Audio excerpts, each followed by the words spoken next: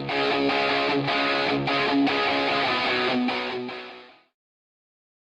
day guys, Mark here again and welcome back to my channel. If you're new to my channel, we love cars, DIYs, and anything car related. Please consider subscribing and check out my... Okay, so magandang araw mga paps. Ngayong araw, ituturo ko sa inyo kung paano mag-dechrome any parts ng inyong sasakyan na gusto nyong i-dechrome. Applicable to hindi lang dito sa grill na i-dechrome ko. Pwede nyo rin gawin to sa mga emblem or basically yung mga silver parts na ayaw nyo makita sa sasakyan. Okay. Ang kailangan nyo dito sa DIY na to, of course, yung part na gusto nyo i-dechrome, yung plastic dip or yung rubberized na paint or removable paint. Tapos, that's it. So, ganun lang. Very straightforward naman itong DIY natin at napakadali. Ito yung i-dechrome natin. Yung Armageddon grill na ikakabit natin.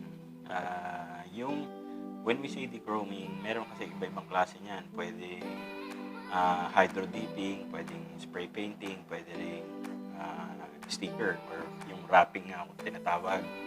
So, yung gagawin natin is yung spray painting. Ngayon, since black naman tong background natin at matte naman, hindi siya glossy, so no need to cover anything. Pero kung gagawin nyo to na nakakabit sa sasakyan, of course, kailangan nyo i-tape lahat yan.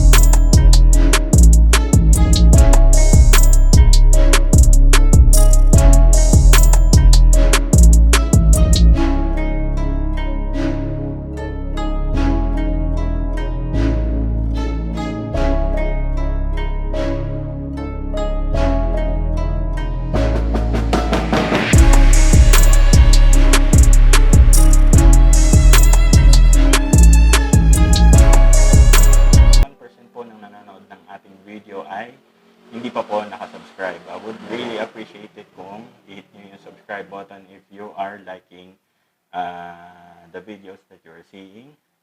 And also guys, kung kailangan nyo po ng parts, accessories ng inyong sasakyan, please visit my Shopee store.